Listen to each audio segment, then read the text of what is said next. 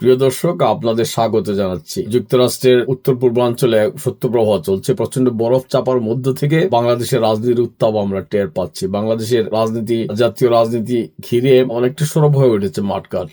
আমরা প্রবাসীরা বাইরে থেকে এসব আপনারা জানি না দেশে এই উত্তাপ কতটা। বাইরে থেকে আমরা আমাদের স্বদেশী মানুষের সাথে যোগাযোগ হলেই, কথা হলেই সবাই দেশের খবর জানতে যাচ্ছেন। পোস্টার, স্লোগান, সভা সমাবেশ সর্বত্রই হচ্ছে। সব মিলিয়ে নির্বাচনের একটা পরিবেশ, চেনা কোলাহল যেন ফিরে এসেছে। যদিও অন্তর্ভুক্তিমূলক নির্বাচনের মাধ্যমে সকলের অংশগ্রহণের যে নির্বাচন, সেটা হয়তো এবার হচ্ছে না, কিন্তু তারপরেও এক ধরনের সার্বজনীন কোলাহল চলে আসছে। এই কোলাহলের মধ্যে আবার প্রার্থীরা মাঠে নেমেছেন, সামাজিক যোগাযোগ মাধ্যমে চলছে তর্ক, হামলা, পাল্টা হামলা। কিন্তু এবার সবচেয়ে বড় মজার বিষয় হচ্ছে যে নির্বাচন যত ঘনিয়ে আসছে, ততই এই নির্বাচনকে, ফলাফলকে কেন্দ্র করে নানান সন্দেহ, এসব ডালপালা মেলতেছে।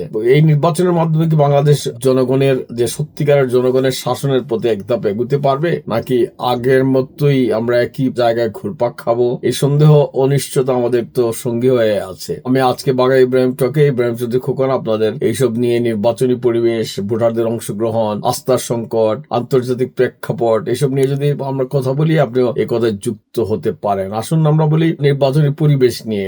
দৃশ্যত প্রচারণা চলছে। সরকার যেহেতু সরাসরি এই নির্বাচনে কোনো রাজনৈতিক পক্ষ না, এখন ভিতরে ভিতরে অনেকেই অভিযোগ করবেন এর পক্ষে আছে, ওর পক্ষে আছে, কিন্তু সরকার কোনো পক্ষে না, এবং সরকার নির্বাচনের একটা পরিবেশ সৃষ্টি করার একটা প্রয়াস মৌখিকভাবে আছে। এই দৃশ্যত প্রচারণা সভা হচ্ছে, বক্তব্য রাখছেন, সবাইকে প্রার্থীরা চিরচেনা পথে আশ্বাস দিচ্ছেন, এবং যারা মাঝে মধ্যেই বড় বড় অভিযোগ উঠছে যে মাঠ এখনো পুরোপুরি সমতল নয়, যেখানে যার প্রচারণায় বা যার বিষয়টা বাধাগ্রস্ত হচ্ছে, সেখানে তিনি এই অভিযোগগুলা উঠাচ্ছেন। এই অভিযোগগুলো নতুন নয়, গণতন্ত্রের জন্য এটা, এই অভিযোগগুলো উঠাও খুব গুরুত্বপূর্ণ প্রশ্ন।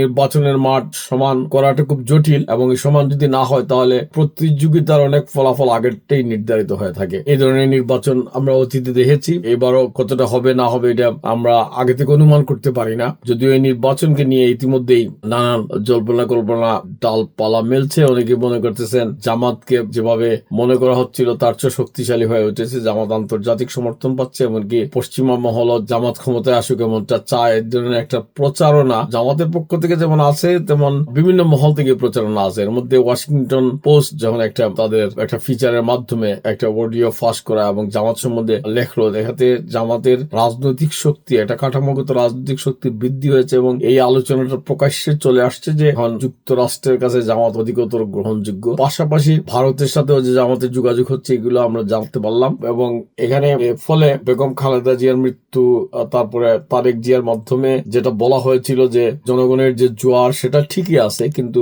ভোটের এবং বিশেষ করে প্রবাসী ভোট নামে এই ভোটটা এবারে নতুন।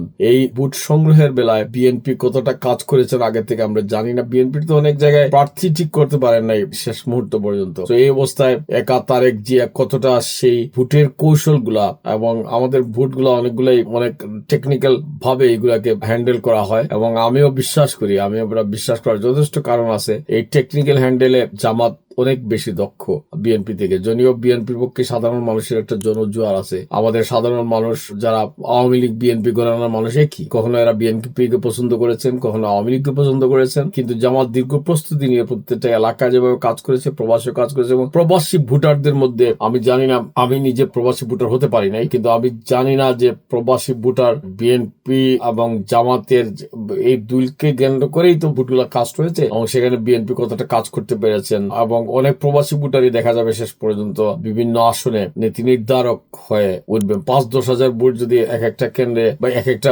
আসনে চলে যায়, এবং সেখানে যদি আগে থেকে জামাত কাজ করে থাকে, তাইলে তারা সংগঠিত হয়ে প্রবাস থেকে ভোটার রেজিস্ট্রেশন করে বা ভোটার কাস্ট করা বা ভোট মেইল করা পর্যন্ত থাকে, তাইলে এই নির্বাচনী ফলাফলে এটা একটা ইম্প্যাক্ট পড়বে।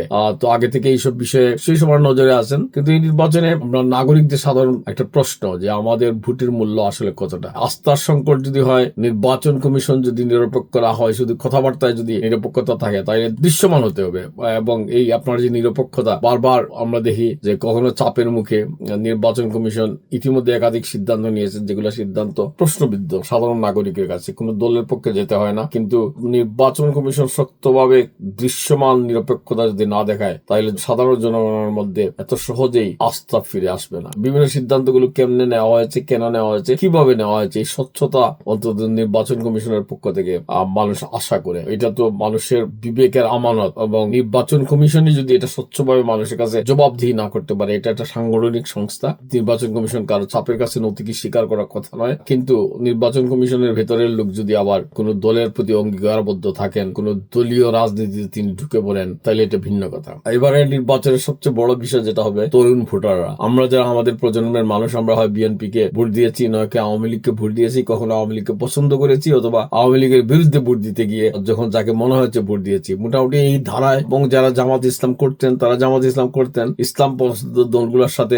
জামাতের একটা দীর্ঘ বিরোধ ছিল, কখনোই তারা ঐক্য হয়ে নির্বাচন সাধারণত করতে পারেন না, এবং তাদের মধ্যে বিরোধটা তীব্র ছিল। কিন্তু এইবারের নির্বাচনে আওয়ামী লীগ নাই, সেই বিষয়ে আলোচনা না করলেও এবার নির্বাচনের মাঝে আমরা এখান থেকে যারা খবর পাচ্ছি, আমাদের আত্মীয় স্বজন, বন্ধু বান্ধব বা তাদের সাথে যে যোগাযোগ হয়, সেখানে এই যে তরুণ ভোটারদের কাছে আমাদের যে স্বাধীন বাংলাদেশের যে নেগেটিভ দিয়ে এতদিন আমরা ভোট দিতাম, এদের কাছ থেকে এরাই তো বেশি, এদের কাছে ওই নেগেটিভটা নাই। এখন রাজনীতির ওই বক্তব্যগুলো তাদের আর কোনো আগ্রহ নাই। তাদের কাছে জীবনের, এই তরুণ সমাজের কাছে জীবনের বাস্তব প্রশ্নগুলো জরুরি। কর্মসংস্থান, মুদ্রাস্ফীতি, ভবিষ্যৎ নিরাপত্তা, এবার যদি এইসব নির্বাচনের আলোচনার কেন্দ্রে চলে আসতেছে, তাই ভোট এই আলোচনা এগুলা তরুণ সমাজের কাছে প্রতিনিয়ত আসার কারণেই এই ভোটটা কিছুটা আকর্ষণীয় হয়ে উঠেছে, যে এটা দেখার পালা যে আমাদের যুব শক্তি, নতুন প্রজন্ম, যারা বাংলাদেশের ভবিষ্যৎ, যারা বাংলাদেশকে আগামী দিন পরিচালনা করবে, তারা কিভাবে এই ভোটকে গ্রহণ করতেছে এবং তাদের রায় কোন দিকে যাচ্ছে। যদি এই জনগণের আশা আকাঙ্ক্ষার বিষয়গুলাই যদি নির্বাচনী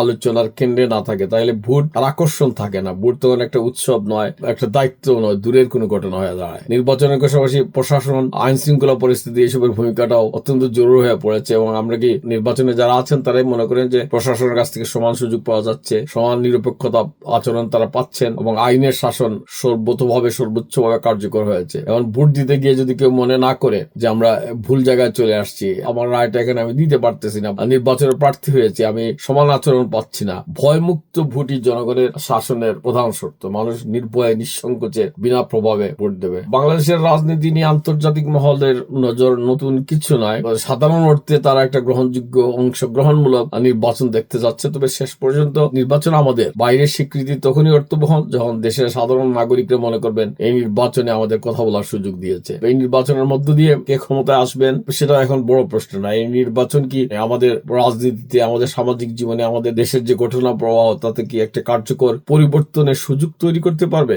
উত্তর হচ্ছে সম্ভাবনা আছে। এই সম্ভাবনা পুরোপুরি নির্ভর করছে রাজনৈতিক সদিচ্ছার উপর। প্রতিদ্বন্দ্বিতাপূর্ণ নির্বাচন মানে শুধু জেতা নয়, হার থাকারও মানসিকতা থাকতে হবে। সহনশীলতা থাকা ছাড়া তো গণতন্ত্র টেকে না, এবং এই সহনশীলতার চর্চা করতে গিয়ে আমরা বারবার ব্যর্থ হয়েছি। আমাদের সেই ব্যর্থতা থেকে যদি আমরা শিক্ষা নেই, তাইলে আমাদেরই লাভ হবে। সবশেষে বলা যায়, বাংলাদেশ আবারও একটা সন্ধিক্ষণে দাঁড়িয়ে। এই নির্বাচন হতে পারে আস্থার প্রতি আগুনের সুযোগ, আবার হতে পারে আরেকটি হারানোর সম্ভাবনা। সবকিছু নির্ভর করছে অংশগ্রহণ, নিরপেক্ষতা ও রাজনৈতিক আচরণের উপর। প্রশ্নটা শেষ পর্যন্ত, প্রিয় দর্শক, আপনাদের হাতে। এই নির্বাচন কি সত্যি জনগণের শাসনের দিকে বাংলাদেশকে নিয়ে যেতে পারবে? নিজেরাই বলুন, নিজেরাই কথা বলুন। এই কথা বলা, আমাদের আলোচনা, এসবের মধ্যেই একটি সম্ভাবনা জাগ্রত হয়ে উঠবে। যেখানে শেষ করছি, আমি ইব্রাহিম চৌধুরী খোকন আপনাদের সঙ্গে ছিলাম বাঘা ইব্রাহিম টকশো থেকে, নির্বাচনী ভাবনা নিয়ে। আপনি আপনার এলাকার নির্বাচনী ভাবনা, নির্বাচনী কথাবার্তা, নির্বাচনের আবহাওয়া যদি কমেন্ট করে বা মেসেঞ্জারে আমাকে বার্তা পাঠান, আমার এই আলোচনায় সম্পৃক্ত হন, আমি খুশি হব, এবং আপনাদের নিয়ে আমার এই যাত্রাটা অব্যাহত থাকবে। সবাই ভালো থাকবেন, সবাইকে শুভেচ্ছা এবং ভালোবাসা।